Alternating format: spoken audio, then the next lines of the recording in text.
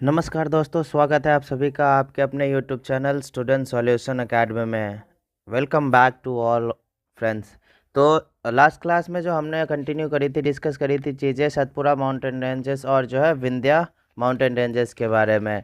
ठीक है दोस्तों, जो कि अपनी पेनिनसुलर प्लेट्यू का पार्ट था। आज के क्लास में हम उसी का भाग कंटिन्यू करेंगे। आगे फिफ्थ टॉपिक जो होगा आज हमारा, वो होगा छोटा नागपुर पठार। ठीक है, छोटा नागपुर प्लेट्यू, छोटा नागपुर का पठार। तो आज जो है हम इस टॉपिक को कंटिन्यू करेंगे। सतपुरा माउंटेन रेंज जो है हमने पिछली क्लास में ऑलरेडी कंप्लीट कर चुका है। तो आइए चलिए शुरू करते हैं आज का टॉपिक, छोटा नागपुर पठार, छोटा नागपुर प्लेट्यू जिसे हम इंग्लिश में कहते हैं। ठीक है दोस्तों, तो देखिए छोटा नागपुर प्लेट्यू जो है ना, छोटा नागपुर पठार, ये जो है झारखंड से वेस्ट बंगाल की तरफ एक्सटेंड करता है, झारखंड से वेस्ट बंगाल की तरफ।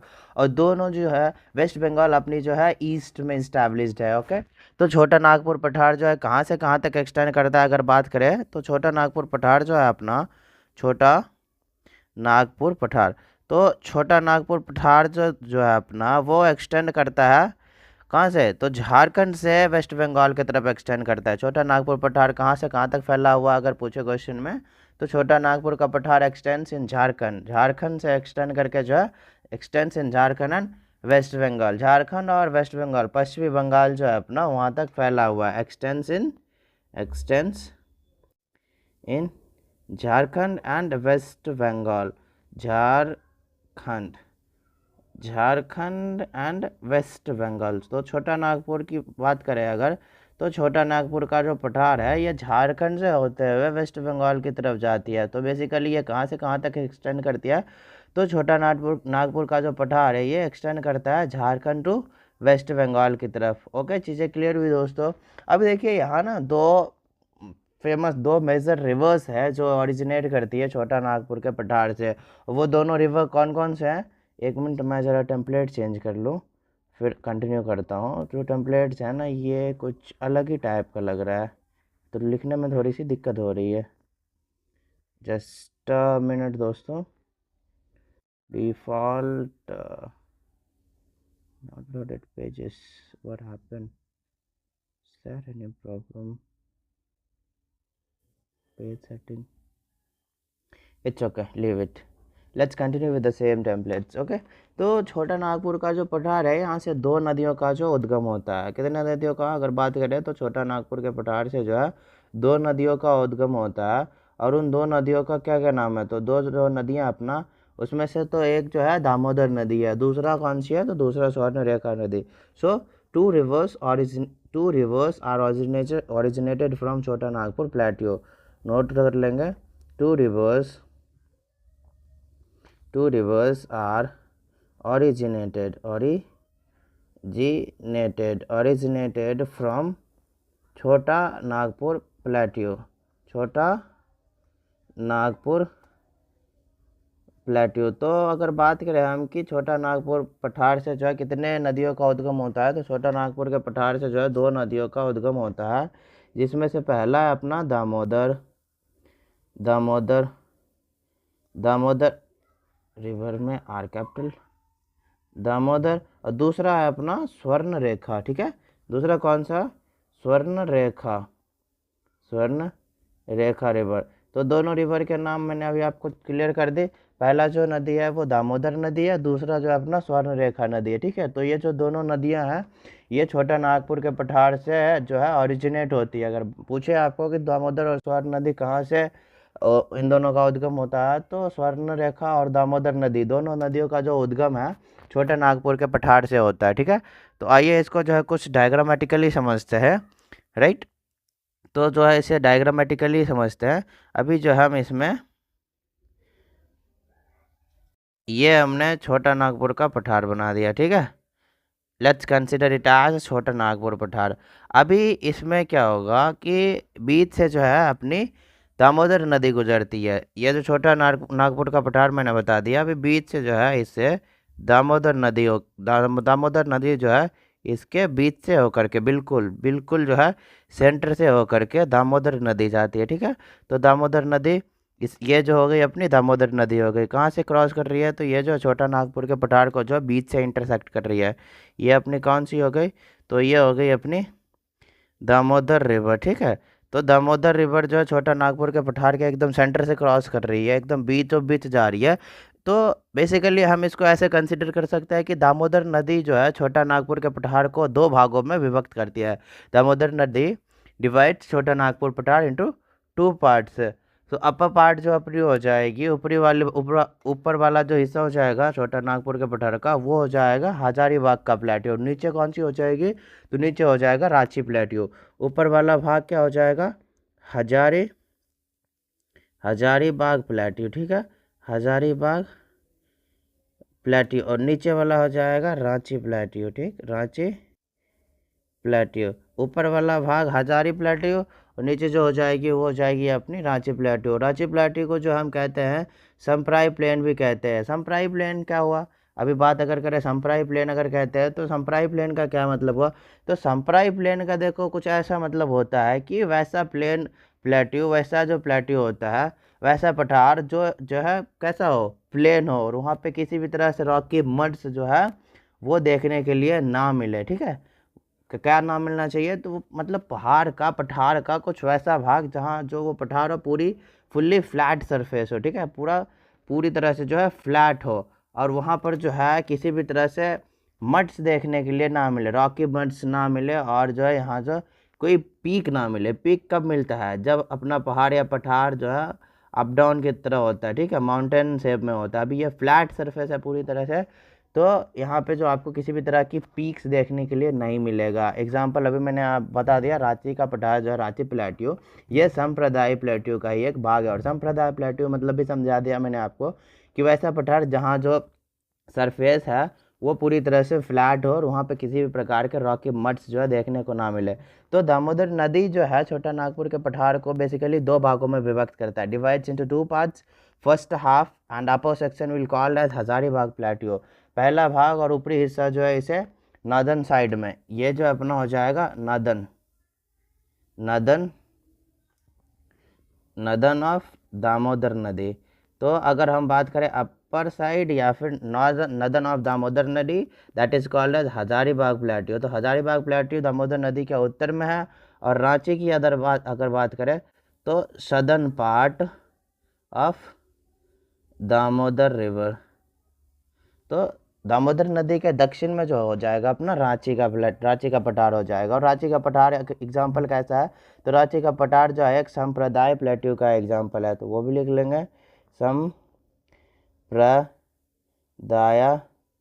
प्लेट्यू। संप्रदाय प्लेट्यू का एक एग्जाम्पल है अपना रांची का पठार। तो चीज़ें अपनी क्लियर हो गई। ये पूरा का पूरा क्या हो गया? तो ये पूरा का पूरा अपना हो जाएगा छोटा नागपुर प्लेट्यू। क्या? तो छोटा नागपुर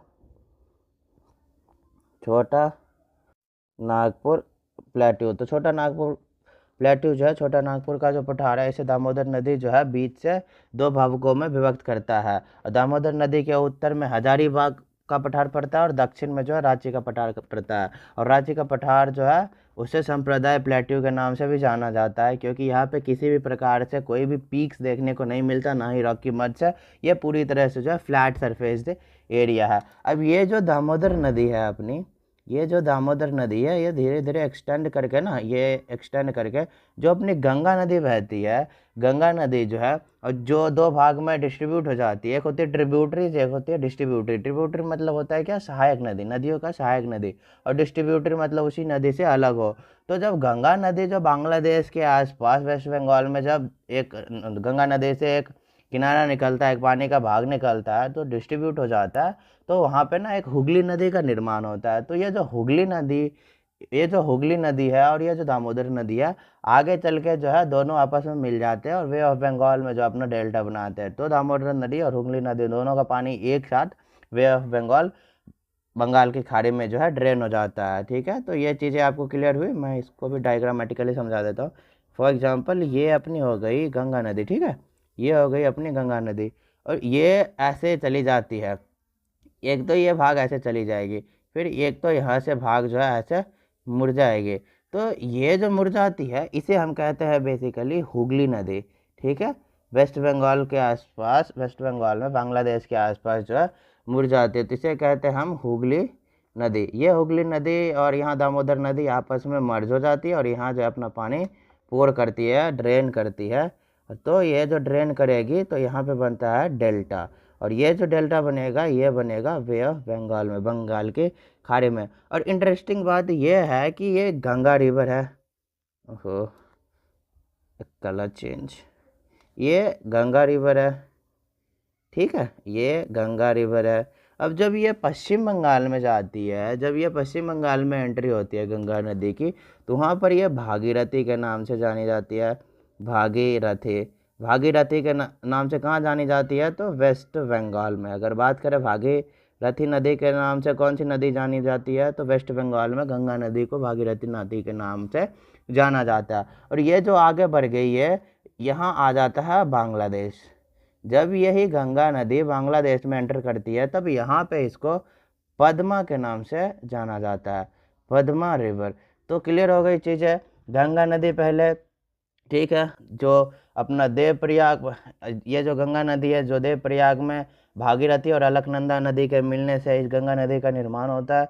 फिर ये आगे चलते जाता है। अब ये जो वेस्ट बंगाल में जब गंगा नदी एंटर मारेगी तो वहाँ पे भागीरथी के नाम से जानी जाएगी। वही गंगा नदी जब बांग्लादेश में एंटर करेगा तो पद्मा के नाम से जानी जाती है। अब इसी गंगा नदी का जो एक डिस्ट्रीब्यूटरी रिवर है हुगली नदी, तो इस हुगली नदी के साथ पीछे से जो आ रही है छोटा नागपुर पठार की तरफ से दामोदर नदी, जो छोटा नागपुर के पठार को दो भागों में विभक्त करती है, एक हजारीबाग का पठार, दूसरा जो रांची का पठार है। तो इससे होते हुए जो दामोदर नदी आ रही है ये अपना जो है मिल जाएगा हुगली नदी के साथ, और जो है अपना पानी बे ऑफ बंगाल, बंगाल के खाड़ी में जो अपना पानी ड्रेन कर देगा और वहाँ पे अपना डेल्टा बनाता है। तो ये चीज़ें क्लियर हो गई, ये चीज़ें क्लियर हो गई। अभी बात क्या हुआ कि अब देखो चीज़ें एक समझने वाली ये है कि मैंने आपको पिछली क्लास में बताया था कि अगर पहाड़ हो, दो इस तरह से पहाड़ हो और इसके बीच में किसी प्रकार की अगर नदी हो, तो ये जो वैली, ये जो है इसे क्या कहेंगे, तो ये कहलाती है क्या, रिफ्ट, रिफ्ट वैली, मतलब भ्रांस घाटी। भ्रांस घाटी मैंने आपको पहले पिछली क्लास में समझाया था कि भ्रांस घाटी किसे कहते हैं। तो भ्रांस घाटी उसे कहते हैं, और वो बनता कैसा है, जब दो पर्वत के बीच में जब नदियाँ आती है तो वो नदियाँ जिस घाटी से होकर के प्रवाहित होती है उसे कहते हैं भ्रांस घाटी। अब यहाँ पे क्या है, यहाँ तो एक छोटा नागपुर का पठार था जिससे होकर के जो है दामोदर नदी गुजर रही थी। अब वो दामोदर नदी जो है छोटा नागपुर के पठार को दो भागों में विभक्त कर दिया, एक तो हजारीबाग का पठार, एक रांची का पठार। तो ये हो गई अपनी कुछ माउंटेन शेप्ड पठार हो गई, ये भी हो गई कुछ उस शेप्ड। तो ये जो अपना ये जो रीजन बनेगा ना, ये तो ये क्या बन जाएगा, तो ये बन जाएगा दामोदर, दामोदर रिफ्ट वैली, ठीक है। तो ये बन जाएगा अपना दामोदर रिफ्ट वैली। वाई, तो क्यों, तो क्योंकि यहाँ जो है दो पहाड़ जैसे शेप से होकर के बीच से एक नदी गुजर रही है। तो मैंने आपको पिछली क्लास में ही बताया था कि जब दो पहाड़ से होकर के बीच से जब नदियाँ बहती है तो उसे कहते हैं रिफ्ट वैली, भ्रांस घाटी, ठीक है। तो अभी समझ में आया कि दामोदर रिफ्ट वैली इसे क्यों कहेंगे, because located between two mountain और प्लेट्यूज। क्लियर चीज़ें क्लियर हो गई। चलिए अब ठीक है, तो इसके बाद क्या हुआ कि अभी जो अपना रांची, ये जो रांची प्लेट्यू है, ये जो रांची प्लेट्यू है, और ये झारखंड का क्या है, कैपिटल है Ranchi. It is called as capital of Jharkhand. तो ये जो रांची है ये झारखंड का कैपिटल है। कहाँ स्थित है अगर बात करें तो ये आपको बताने हैं कि स्वर्ण रेखा नदी के किनारे स्थित है Ranchi, capital, Ranchi capital of Jharkhand, Ranchi capital of Jharkhand is located near the स्वर्ण रेखा रिवर। तो अगर बात करें कि रांची जो है, जो कि झारखंड की राजधानी है, ये कहाँ स्थित है, तो रांची जो कि झारखंड की राजधानी है ये स्वर्ण रेखा नदी के किनारे स्थित है। तो रांची स्वर्ण रेखा नदी के किनारे क्लियर हो गई। अभी बात आती है कि स्वर्ण रेखा नदी की ना जो फ्लो है, ये जो बहती है कैसे बहती है, तो ये ईस्ट से बहती है, ये जो है ना ईस्ट यानी कि पूर्व की तरफ बहती है। अगर बात करें ये जो स्वर्ण रेखा रिवर है, ये जो स्वर्ण रेखा रिवर है ये कैसे बहती है, बहना मतलब फ्लो टुवर्ड्स ईस्ट। तो स्वर्ण रेखा जो नदी है ये कहाँ बहती है, तो ये टुवर्ड्स ईस्ट, ये जो है पूर्व की ओर बहती है और अपना पानी जो है बे ऑफ बंगाल, बंगाल की जो खाड़ी है वहाँ अपना पानी जो है ड्रेन करती है, ठीक है। And drain its water into bay of Bengal, ठीक है। तो ये जो पानी है अपना, ये बंगाल की खाड़ी में जो है अपना पानी ड्रेन करती है, ठीक है। चीज़ें क्लियर हो गई। अगर बात करें कि स्वर्ण रेखा नदी के किनारे कौन से शहर स्थित है, तो हम बोलेंगे रांची, जो कि झारखंड का कैपिटल है। और दूसरी चीज़ जो है, स्वर्ण रेखा नदी जो है पूर्व की तरफ बहती है और अपना पानी जो है बंगाल की खाड़ी में अपना पानी ड्रेन करती है, ठीक है। चीज़ें क्लियर हो गई। अब बात आती है कि छोटा नागपुर का जो अगला जो अभी इसी टॉपिक में कुछ और इम्पोर्टेंट पॉइंट्स हैं। एक तो पॉइंट ये बनेगा आपका कि जो छोटा नागपुर का पठार है वो यहाँ पर जो है सबसे ज़्यादा रिचेस्ट प्लेट्यू के टर्म्स में अगर देखें कि छोटा नागपुर का जो पठार है यहाँ पे सबसे ज़्यादा क्या देखने को मिलेगी, मिनरल्स के टर्म्स में अगर देखें तो मिनरल्स में ये सबसे ज़्यादा रिच किस में है इंडिया में, तो यहाँ पे आपको जो है आयरन, लोहा मिल जाएगा, कोल मिल जाएगा, यूरेनियम मिल जाएगा। तो इन सारी चीज़ों में ना ये छोटा नागपुर का पठार रिच है, ठीक है। वेल्थ, ये जो मिनरल्स है यहाँ पे वेल्थ इन इंडिया, ठीक है। तो अगर बात करें कि Chota Nagpur plateau is the richest plateau in terms of minerals wealth in India, for example iron, coal and uranium. Iron, coal और यूरेनियम की जो मात्रा यहाँ पे बहुत ज़्यादा मिलती है, ठीक है। तो अगर बात करें रिच इन किस में, तो iron, coal and uranium ETC। तो छोटा नागपुर के पठार में एक तो आपको लोहा देखने को मिल जाएगा, कोल देखने को मिल जाएगी और यूरेनियम की जो पार्ट्स है वो देखने को यहाँ पे मिल जाएगा छोटा नागपुर के पठार में, ठीक है। तो इन तीनों की मात्रा जो है छोटा नागपुर के पठार में बहुत ही ज़्यादा देखने को मिलेगा आपको। तो चीज़ें क्लियर हो गई। सबसे पहले जो है छोटा नागपुर के पठार को जो है दामोदर नदी बीच से 2 भागों में विभक्त करती है और जो है ऊपरी वाला भाग यानी कि दामोदर नदी के पूर्व वाला भाग जो हजारीबाग कहलाता है और नीचे वाला भाग जो रांची का पठार कहलाता है, और ठीक है। और ये यहाँ पर जो दामोदर रिफ्ट वैली का भी निर्माण होता है और रांची वाले भाग को जो हम संप्रदाय प्लेन्स भी कहते हैं। चीज़ें इतनी क्लियर हो गई। तीसरी चीज़ मैंने बताया अभी आपको कि बात रहा रांची की, तो रांची जो है ये किस नदी के किनारे स्थित है, तो ये स्वर्णरेखा नदी के किनारे स्थित है और ये अपना पानी जो है स्वर्णरेखा नदी ये पूर्व की ओर बहती है और अपना पानी जो बंगाल के खाड़ी में जो है गिराती है। और छोटा नागपुर पठार जो है किस, यहाँ पे क्या चीज़ अधिक मात्रा में मिलेगा आपको, तो वो मिलेगा आयरन, कोल और यूरेनियम। इतनी चीज़ें क्लियर हो गई आपको दोस्तों। तो चलिए आगे जो है अपना इम्पोर्टेंट चीज़ इसमें ये डिस्कस करने की बात है कि भारत में ना, इन इंडिया, भारत में यूरेनियम जो है छोटा नागपुर के पठार से मिलता है। तो भारत में अगर बात करें यूरेनियम सबसे ज़्यादा मात्रा में कहाँ से मिलता है, तो it obtains from Chota Nagpur पठार। But from where exact place, तो इसका जो एग्जैक्ट प्लेस होगा वो होगा जादूगोड़ा, ठीक है। तो इसका जो एग्जैक्ट प्लेस होगा वो क्या होगा, तो जादूगोड़ा। छोटा नागपुर के पठार से जो है मैक्सिमम क्वांटिटी में यूरेनियम तो मिलता ही मिलता है, पर इसकी एग्जैक्ट लोकेशन क्या होगी, तो वो होगी जादूगोड़ा, ठीक है। तो मेंशन ये लिख लेंगे कि in India uranium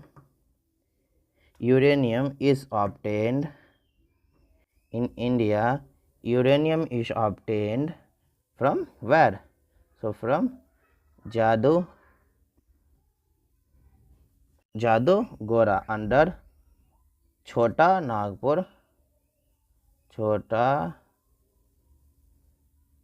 Nagpur plateau. तो जो ये यूरेनियम है अपने भारत में सबसे ज़्यादा मात्रा में छोटा नागपुर के पठार से मिलती है। इसकी एग्जैक्ट लोकेशन क्या हो जाएगी, तो वो हो जाएगी जादूगोड़ा।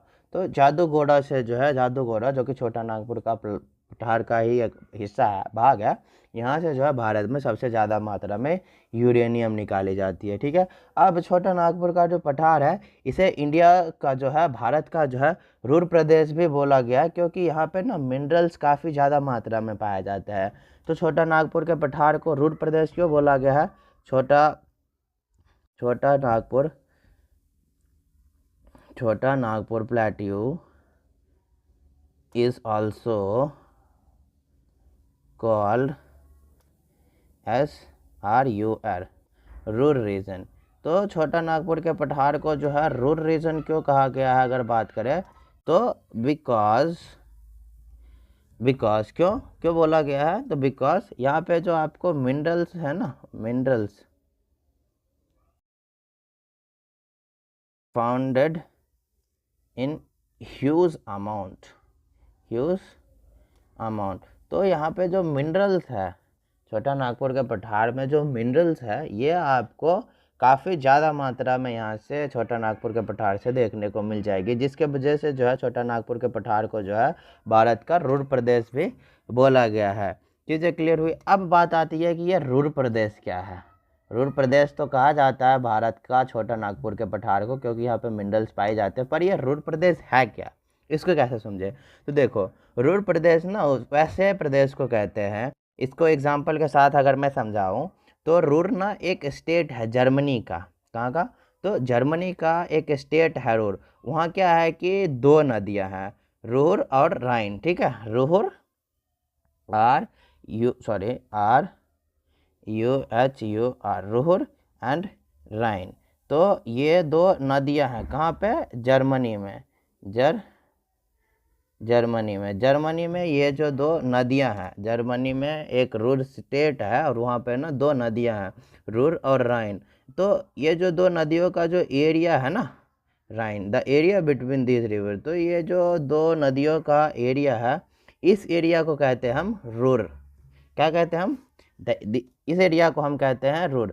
तो ये जो देखो अगर इसको नॉर्मल और सिंपल वर्ड में और कंटिन्यू फ्लो में बताऊं, सो Ruhr is the state in Germany has two rivers. Which two rivers? Ruhr and Rhine. The area between the river. The area between the river is called Ruhr. तो हुआ क्या, एक तरफ से रूर रिवर है Germany में और एक तरफ से जो है राइन रिवर है, और इसके बीच में एक जो है रीजन है लोकेशन, जिसको कहते हैं हम लोग नॉर्मल भाषा में, नॉर्मल लैंग्वेज में लोकेशन। तो इस लोकेशन को क्या कहा जाता है, so this location called as Ruhr. ठीक है, तो रूर समझ में आया किसे कहते हैं। तो इसके वजह से जो है अपने भारत में जो है रूर प्रदेश किसे कहा गया, तो छोटा नागपुर के पठार को क्यों कहा गया है, तो जर्मनी में एक स्टेट है रूर नाम का, वहाँ जो है वो जो स्टेट है पूरी तरह से जो है दो नदियों के बीच में घिरा हुआ है, रूर और राइन, और वहाँ पे जो काफ़ी ज़्यादा मात्रा में मिनरल्स पाए जाते हैं। तो उसी वर्ड से जो है हमने भारत में आइडेंटिफाई किया कि रूर जो भारत का रूर प्रदेश है, जहाँ से काफ़ी मात्रा में जो है लोहे हो गया अपना, और जो है यूरेनियम हो गया अपना। ठीक है, ये जो अपना क्या हो गया, तो लोहे हो गया, यूरेनियम हो गया, कोल यानी कि कोयला हो गया, तो ये सारे चीज़ें ऑब्टेंड होते हैं, पाए जाते हैं। इसलिए जो है छोटा नागपुर के पठार को जो है भारत का रूर प्रदेश कहा गया है। तो आपको जो छोटा नागपुर का पठार ये टॉपिक क्लियर हुआ कि छोटा नागपुर पठार जो एक्सटेंड करता है झारखंड और वेस्ट बंगाल में। इसके पास ये यहाँ से जो है दो मेजर रिवर्स ओरिजिनेट होते हैं, उद्गम होता है। कौन कौन से, तो दामोदर नदी हो गया और स्वर्णरेखा नदी हो गया। दामोदर नदी छोटा नागपुर के पठार को जो दो भागों में पूरी तरह से विभक्त करती है। पहला हो जाता है अपना हजारीबाग प्लेट्यू, दूसरा हो जाता है रांची प्लेट्यू। अब कैसे याद रखेंगे, तो दामोदर नदी के जो पूर्व में वो हजारीबाग और दक्षिण में जो है वो छोटा नागपुर वो जो है रांची का पठार हो जाएगा। और यहाँ पे जो है दामोदर नदी की फ्रांस घाटी का निर्माण होता है। और ये जो दामोदर नदी है ये आगे चल के जो है हुगली नदी से मिल करके बंगाल की खाड़ी में जो है अपना पानी ड्रेन करता है। और ये जो स्वर्ण रेखा नदी है इसके किनारे रांची, जो कि झारखंड का कैपिटल है, राजधानी है, वो सिचुएटेड है, स्थित है। और ये स्वर्ण रेखा नदी जो है पूर्व की ओर बहता है, फिर जो है आगे चल कर अपना पानी बंगाल की खाड़ी में जो है ड्रेन कर देता है। यहाँ से आपको कोल, आयरन और यूरेनियम जो है काफ़ी ज़्यादा मात्रा में मिल जाएंगे। और यहाँ जो यूरेनियम की अगर बात करें तो भारत में सबसे ज़्यादा यूरेनियम जो छोटा नागपुर के पठार से ही पाई जाती है। और इसका एग्जैक्ट लोकेशन की अगर बात करें तो वो है जादूगोड़ा। ठीक है, तो ये चीज़ें भी मैंने आपको क्लियर कर दी। इसलिए जो है छोटा नागपुर के पठार को जो है भारत का रूर प्रदेश कहा गया। और रूर प्रदेश क्यों कहा गया, रूर प्रदेश क्या होता है, इसके बारे में भी जो मैंने आपको चीज़ें क्लियर कर दी। तो अपना जो है छोटा नागपुर का पठार जो है टॉपिक ये अपनी हो गई यहाँ पे कंप्लीट। तो अपने जो 5th टॉपिक छोटा नागपुर का पठार हो गया कंप्लीट। आगे अपना 6th टॉपिक है डेक्कन प्लेट्यू, डेक्कन पठार, ठीक है। तो आगे अपना टॉपिक कौन सी है, तो आगे का अपना टॉपिक है डेक्कन प्लेट्यू। तो डेक्कन प्लेट्यू क्या है, तो देखो डेक्कन प्लेट्यू है ना, पहले हेडिंग डाल लेते हैं, ठीक है। तो अपना जो आगे का टॉपिक है डेक्कन प्लेट्यू मतलब डेक्कन का पठार। अभी बात करेंगे हम जो डेक्कन प्लेट्यू के बारे में। तो बेसिकली ये जो डेक्कन प्लेट्यू है ना, ये कहाँ सिचुएटेड है, कहाँ स्थित है, सतपुरा माउंटेन रेंज जो है अपने उसकी वेस्टर्न घाट और ईस्टर्न घाट के जो है बीच में लोकेट करता है। कहाँ, तो सतपुरा माउंटेन रेंज के वेस्टर्न घाट और ईस्टर्न घाट के बीच में, बिटवीन, कलर चेंज, तो between Satpura mountain range, western and eastern Ghat. तो अपना जो डेक्कन प्लेट्यू है वो लोकेट कहाँ करती है, located between Satpura mountain range, western and eastern Ghat, ठीक है। तो जो अपनी पश्चिमी और पूर्वी घाट है उसके बीच में जो अपना डेक्कन प्लेट्यू जो बेसिकली सिचुएटेड है, स्थित है। अभी यहाँ पे ना एक दंडाकारण्य पठार पाया जाता है। तो अगर बात करें हम दंडाकारण्य पठार की, तो ये आपको डेक्कन प्लेट्यू के अंतर्गत ही देखने को मिलेगा। वहीं पे आपको जो दंडाकारण्य पठार भी मिल जाएगी और इसका एक्सपेंसम, इसका जो विस्तार है, दंडाकारण्य पठार जो है इसका जो विस्तार है, ये जो है मेजरली देखा जाए तो मुख्य रूप से छत्तीसगढ़ और ओडिशा में आपको जो है मिल जाएगी। तो अपना ना एक दंडाकारण्य, दंडाकारण्य एक दंडाकारण्य प्लेट्यू है सिचुएटेड अंडर डेक्कन प्लेट्यू। तो अगर बात आए कि दंडाकारण्य का जो पठार है वो कहाँ लोकेटेड है, तो दंडाकारण्य का जो पठार है वो लोकेट करता है ये डेक्कन प्लेट्यू के अंतर्गत। और इसका अगर बात करें कि दंडाकारण्य ये प्लेट्यू जो पठार है इसका एक्सपेंशन, इसका विस्तार, एक्सपेंशन मतलब विस्तार, एक्सपेंशन कहाँ से कहाँ तक है, तो इसका एक्सपेंशन जो है मेनली कहाँ पे है, मेनली जो इसका विस्तार छत्तीसगढ़ और ओडिशा, छत्तीसगढ़ एंड ओडिशा में जो है आपको देखने को मिल जाएगी। तो अगर बात करें कि जो दंडाकारण्य पठार है जो कि डेक्कन पठार के अंतर्गत आता है, ये जो है मुख्य रूप से कहाँ पर फैला हुआ है, तो छत्तीसगढ़ और ओडिशा में जो है फैला हुआ है। अब एक आता है दंडाकारण्य पठार के अंतर्गत हिवास्टर प्लेट्यू, क्या, तो हिवास्टर प्लेट्यू। अभी अगर बात करें हिवास्टर प्लेट्यू की, तो ये जो दंडाकारण्य का पठार है इसका मुख्य पठार एक जो है उसी दंडाकारण्य पठार के अंतर्गत एक हिवास्टर प्लेट्यू आती है जो कि है दक्षिण दंडाकारण्य पठार में स्थित है, ठीक है। तो अगर बात करें हिवास्टर प्लेट्यू की, हिवास्टर प्लेट्यू, अगर बात करें हिवास्टर प्लेट्यू की,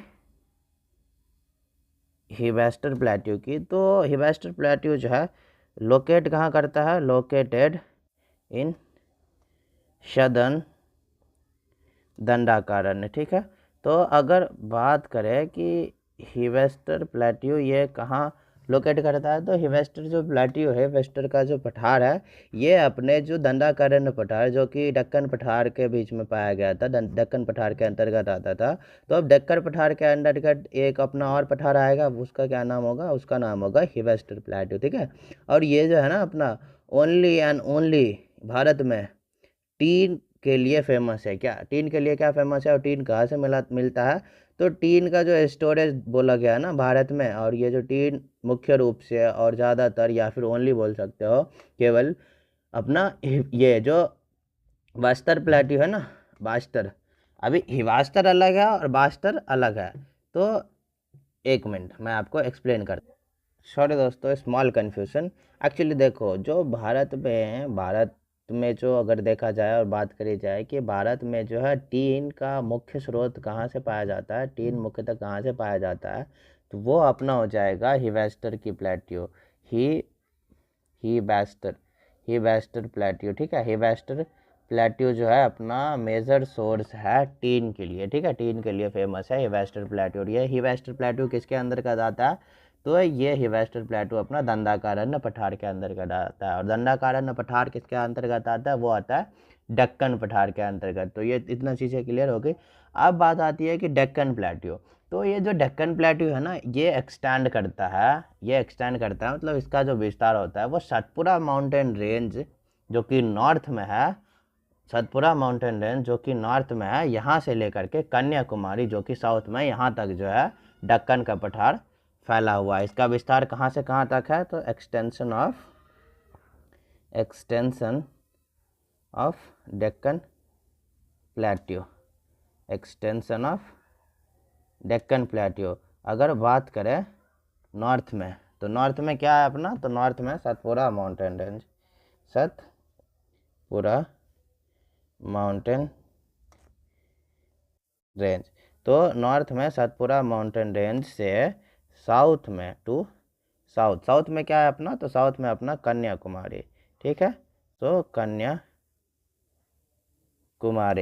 तो नॉर्थ में जो है सतपुरा माउंटेन रेंज और साउथ में जो है कन्याकुमारी, यहाँ तक जो है फैली हुई है, ठीक है। तो साउथ में अगर बात करें तो कन्याकुमारी और नॉर्थ में जो है सतपुरा माउंटेन रेंज।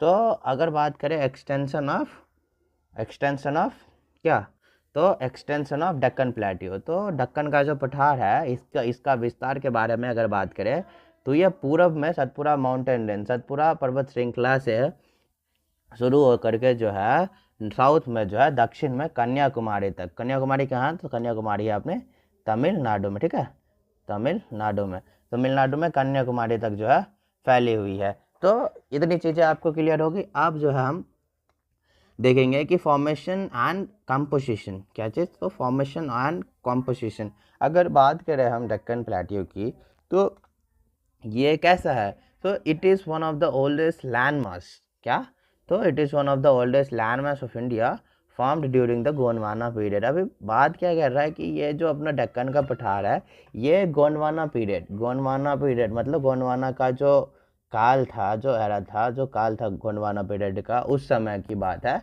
तो ये ना उस समय ही बनी थी। तो भारत में इसका निर्माण जो है गोंडवाना पीरियड के टाइम पे ही हुआ था। और ये जो है मुख्यतः इग्नस और मेटामॉर्फिक जो रॉक होता है, पत्थर होता है, उससे मिल करके बना हुआ है, ठीक है। और नदर्न ईस्टर्न पार्ट की अगर बात करें तो महाराष्ट्र रीजन, नदर्न वेस्टर्न की, ईस्टर्न नहीं, ईस्टर्न में तो महाराष्ट्र आता ही नहीं है, वेस्ट में आता है, पश्चिम में, सॉरी। तो नदर्न वेस्टर्न अगर बात करें, पूर्व पश्चिम की बात करें, पूर्व पश्चिम की बात करें, मतलब किधर, मतलब इधर, सॉरी इधर।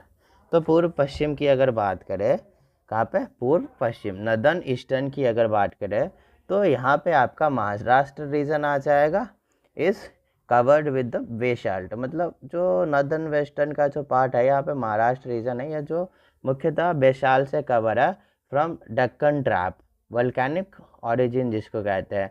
तो ये सारी चीज़ें अपने को ज़्यादा कोई काम में आएगा नहीं, हम जो है बस इतना समझ लेंगे कि जो ये कंपोज होता है, इसका जो फॉर्मेशन हुआ, इसका निर्माण कैसे हुआ। तो मेनली ये इसका जो निर्माण हुआ था ड्यूरिंग, कब हुआ था, ड्यूरिंग गोंडवाना पीरियड के टाइम में, ठीक है।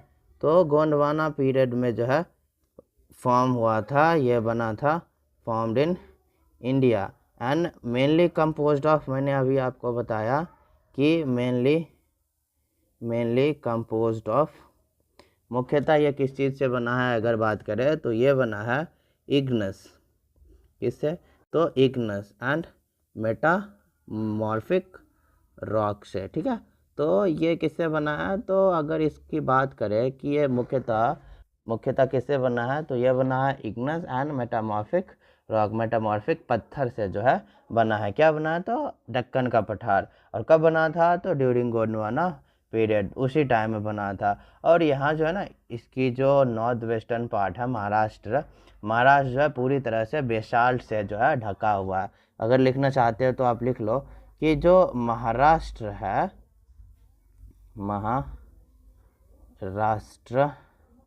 जो कि नॉर्थ वेस्टर्न पार्ट है, part of Deccan Plateau is completely covered with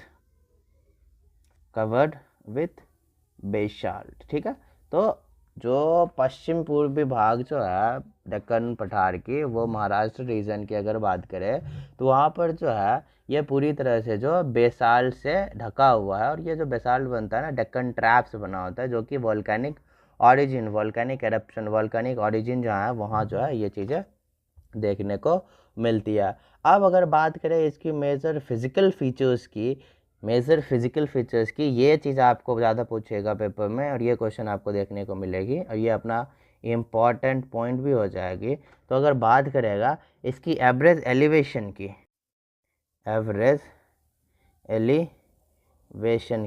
मतलब हाइट की, ठीक है।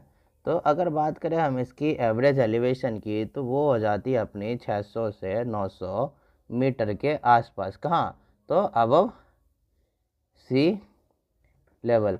तो किसी की हाइट कैसे मेज़र करी जाती है? तो वो सी लेवल से मेज़र करी जाती है। तो बात करेगा डेक्कन प्लेट्यू की ना, डेक्कन का जो पठार है, इसका एवरेज औसतन ऊंचाई कितनी है? तो 600 से 900 मीटर के आसपास जो है इसके बीच जो है इसकी औसतन ऊंचाई, एवरेज एलिवेशन जो अपने को देखने को मिल जाएगी। और इसकी अगर स्लोप बात करें, इसकी स्लोप किधर है? तो इसकी स्लोप किधर है? ईस्ट वर्ड है। किधर? East word. ये अपना इंडिया अगर कंसिडर कर ले इस तरह से, तो ये अपना हो जाएगी ईस्ट।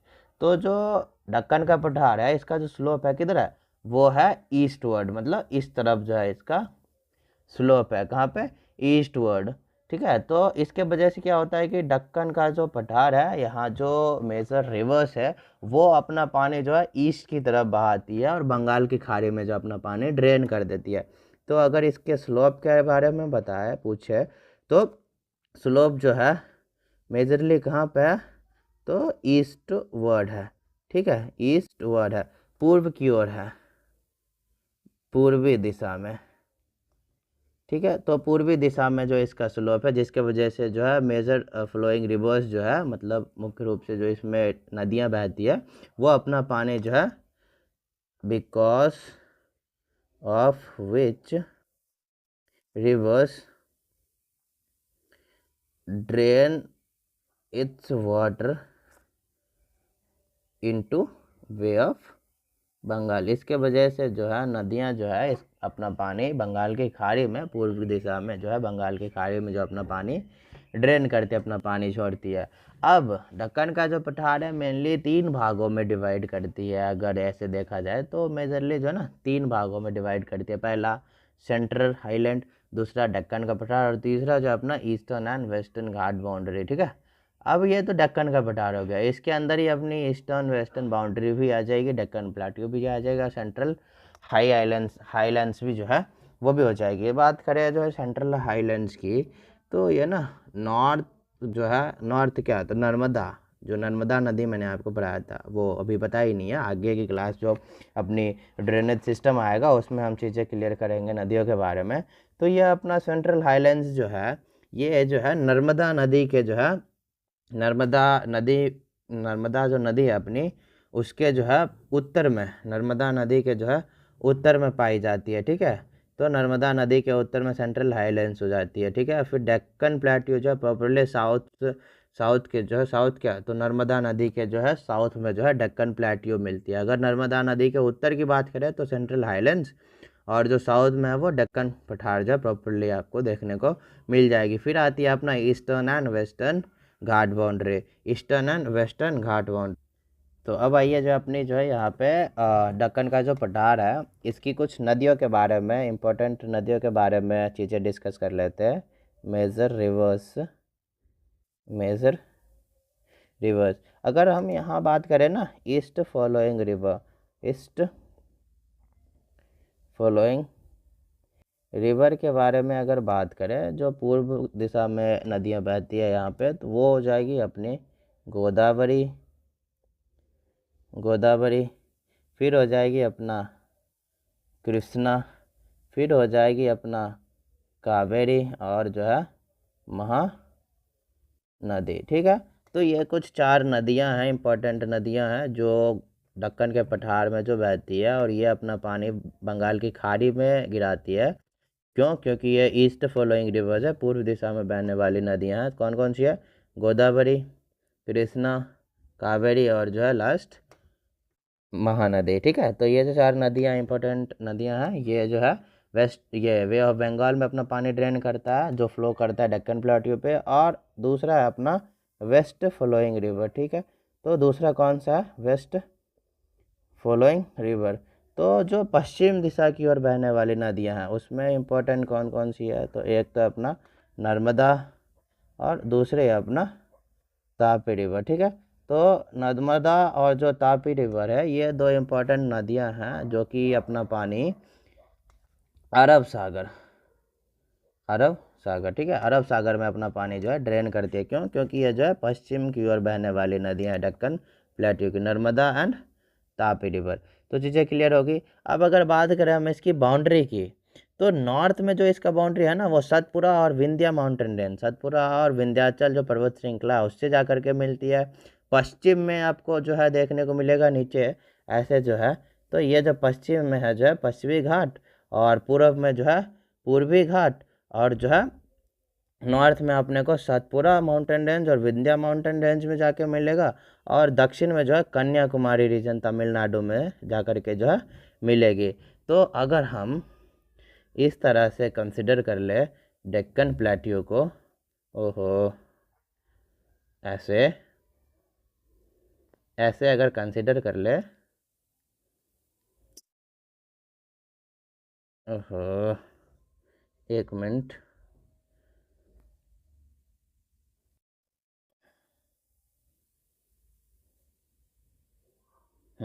ओके, ना इट्स क्लियर। तो अगर हम यहाँ पे नॉर्थ की बात करें तो नॉर्थ में अपने को क्या, सतपुरा माउंटेन रेंज जो है अपना वो हो गया, एंड विंध्याचल माउंटेन रेंज जो है उससे लगा हुआ देखने को मिलेगा क्या, तो डेक्कन प्लेट्यू। ठीक है, तो डेक्कन प्लेट्यू की अगर बात करें इसकी बाउंड्री की, तो नॉर्थ में अपने को सतपुरा और विंध्याचल माउंटेन रेंज जो है उससे लगा हुआ देखने को मिलेगी। वहीं अगर साउथ की बात करें तो जो कन्याकुमारी है तमिलनाडु में, कन्याकुमारी तमिलनाडु में उससे लगा हुआ देखने को मिलेगी। अगर ईस्ट की बात करें तो अपना जो यहाँ पे ईस्टर्न घाट है, यहाँ पे ईस्टर्न घाट से लगा हुआ देखने को मिलेगी, ईस्टर्न घाट। और वहीं पे अगर बात करें हम वेस्ट की, तो वो ये इस तरफ से जो है वेस्टर्न घाट से लगा हुआ देखने को मिल जाएगी। तो ये क्या हो गई? डेक्कन प्लेट्यू की बाउंड्री हो गई,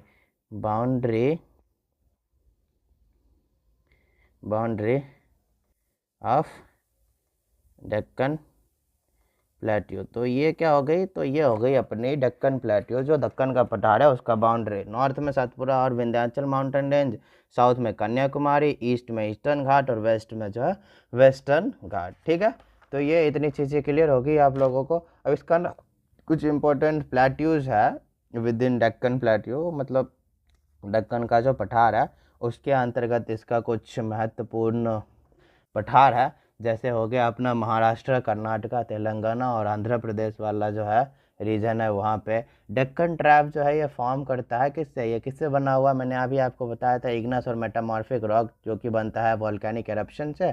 और यहाँ पर जो है डायमंड्स की ना माइंस किया जाता है, डायमंड्स भी यहाँ पे आपको देखने को मिल जाएगी। अगर यूरेनियम मिल रहा है तो यहाँ पे आपको डायमंड्स भी मिल जाएगी। ठीक है, तो यहाँ पे ना डायमंड्स जो है वो भी यहाँ पे उसके भी एविडेंस और उस वो भी जो है यहाँ पे मिलते हैं। तो अगर बात करें हम यहाँ पे डायमंड्स कहाँ पे मिलता है दक्कन के पठार में, तो हैदराबाद में ना एक लोकेशन है गोलकोंडा। हैदराबाद में आपको एक लोकेशन मिल जाएगा, क्या चीज़? गोलकोंडा नाम से। हैदराबाद की एक लोकेशन है गोलकोंडा। यहाँ आपको जो है डायमंड देखने को मिल जाएगी, जो कि किसका पार्ट है? डेक्कन प्लेट्यू का ही एक पार्ट है। तो अगर डायमंड की बात करिए तो हैदराबाद की एक लोकेशन है गोलकोंडा, वहाँ से जो है डायमंड्स की जो है माइन होती है, डायमंड्स माइनिंग, जो हीरे की जो है माइंस होती है हैदराबाद के गोलकोंडा वाले रीजन में। और यहाँ ना दक्कन की जो पठार है, दक्कन का जो पठार है, ये इग्नस और मेटामॉर्फिक रॉक से मिलके बना होता है। और ये कैसे होता है मैंने आपको पहले भी बता दिया, वॉल्केनिक इरप्शन की वजह से जब ज्वालामुखी फटती है तो जो मैग्मा बाहर आती है, तो वो जो मैग्मा धीरे धीरे जो ठंडा होता है, फिर जो पत्थर बनता है, जो इग्नस होता है, जो पत्थर बनता है मेटामॉर्फिक रॉक, तो उससे मिल करके जो है ये बना हुआ है। तो मेटामॉर्फिक रॉक भी क्लियर हो गई आपको। और यहाँ जो है डायमंड हीरे की जो खदान है, जो हीरे की माइनिंग होती है, गोलकोंडा रीजन है हैदराबाद में, महाराष्ट्र वाले में, तो वहाँ से आपको हीरे की माइनिंग भी देखने को मिल जाएगी। इसकी बाउंड्री भी मैंने आपको बाउंड्री भी जो है आपको अच्छे तरह से क्लियर कर दी कि नॉर्थ में सातपुरा और विंध्याचल माउंटेन रेंज, साउथ में जो है कन्याकुमारी रीजन जो कि तमिलनाडु में, ईस्ट में अपना ईस्टर्न घाट, वेस्ट में अपना वेस्टर्न घाट, मेजर फ्लोइंग रिवर्स भी बता दी ईस्टवर्ड और जो है वेस्टवर्ड फ्लोइंग रिवर बता दी, फिजिकल फीचर्स बता दिया मैंने आपको, इसकी कंपोजिशन भी बता दी। तो ये सारी चीज़ें अपनी हो गई क्लियर। तो आज के क्लास में हमने क्या कंप्लीट कर ली, तो आज के क्लास में जो है सतपुरा माउंटेन रेंज के बाद जो है आज के क्लास में हमने छोटा नागपुर का पठार और जो है दक्कन का पठार इसे क्लियर कर ले, कंप्लीट कर ले। ठीक है, तो अगले क्लास में जो हम डिस्कस करेंगे वेस्टर्न घाट माउंटेन और जो है ईस्टर्न घाट माउंटेन, इन दो टॉपिक्स के बारे में जो हम अगले क्लास में डिस्कस करेंगे। आज के लिए बस इतना ही, तब तक के लिए बाय बाय, टेक केयर। और दोस्तों आपसे रिक्वेस्ट है कि वीडियो अगर पसंद आए तो वीडियो को लाइक करके चैनल को ज़रूर से ज़रूर सब्सक्राइब कर दीजिएगा। और अगर आपको रिटन नोट्स की ज़रूरत है, हैंड रिटन नोट्स की ज़रूरत है, आपको लिखना ना पड़े, तो उसके लिए जो है मैं आपको वीडियो के जो कमेंट में एक लिंक दे दूंगा पिन करके, आप उस लिंक पे जैसे ही क्लिक करेंगे आप हमारे टेलीग्राम चैनल पे जो है रीडायरेक्ट हो जाएंगे। ठीक है, या फिर आप टेलीग्राम चैनल पे सर्च भी कर सकते हैं स्टूडेंट सॉल्यूशन एकेडमी, हमारा जो आपका जो अपना एक छोटा सा फैमिली है स्टूडेंट सॉल्यूशन एकेडमी, उसी नाम से ये टेलीग्राम चैनल भी है। तो जैसे ही आप उसको ज्वाइन करेंगे वहाँ पे आपको जो सारे के सारे क्लासेस की जो है क्लास वाइज टॉपिक वाइज जो आपको हैंड रिटन नोट्स जो देखने को मिल जाएगी। आप चाहे तो वहाँ से डाउनलोड करके प्रिंट कर सकते हैं, या फिर जो PDF बना करके वहाँ से भी चीज़ें आप कंटिन्यू कर सकते हैं अपनी स्टडी। ओके दोस्तों, आज के लिए बस इतना ही, तब तक के लिए bye bye, take care, thank you दोस्तों।